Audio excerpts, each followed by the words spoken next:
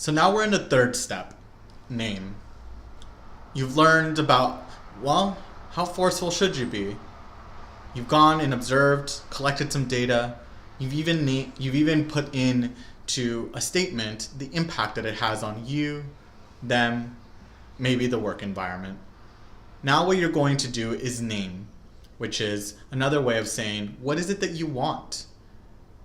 And how is it that that affects you, him, or the work environment?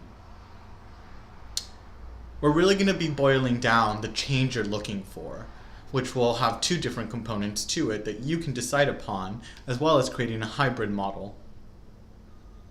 You'll really want to think about coaching versus evaluation. Both of these are very different.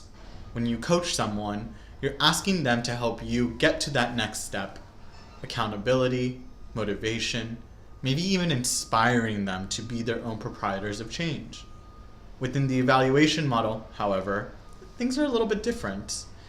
Evaluation is maybe giving an assessment, maybe qualifying their behavior or saying what they've done right or wrong, providing next steps, as well as a performance management type of system behavior modification.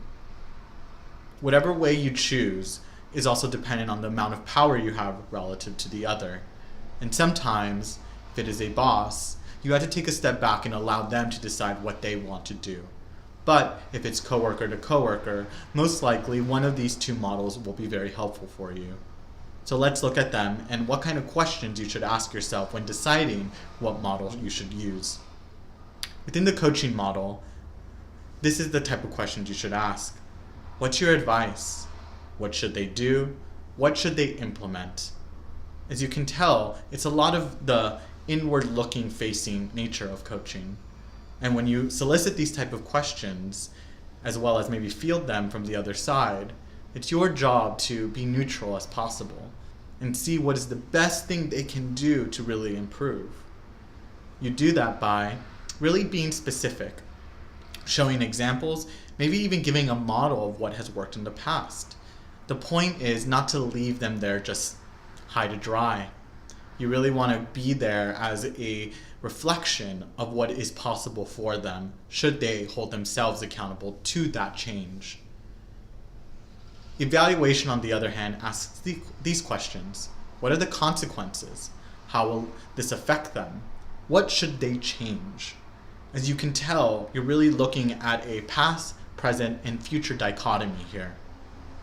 It's about, let's see what the change is and how we can get there. And you do that by giving suggestions for improvement, seeing how this may affect him or her, and seeing what change is possible. Evaluation can be very powerful, but it can also backfire on you if you push too much or you don't do it effectively and or respectfully. So take note of that. When doing this, building upon the impact statement, you want to name the change. And it goes a little like this. When you insert the observation, it impacts this.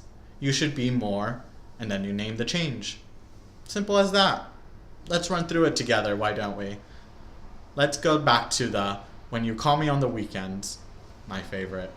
So when you call me on the weekends, it leads to miscommunication over the boundaries of what I should do. You should sit down with me next week and hash out what it is I really do here and what my role requires of me. That's it. As you can see, it is a very respectful way of not only asserting yourself, but giving feedback to the other side so they actually listen.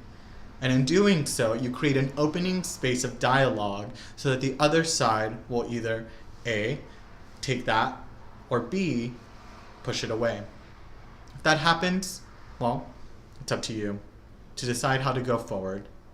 But for now, see how the name the change aspect of the feedback W.I.N.D model can really be helpful, specifically when wrapped in with observations that are neutral and an impact that can be very business focused.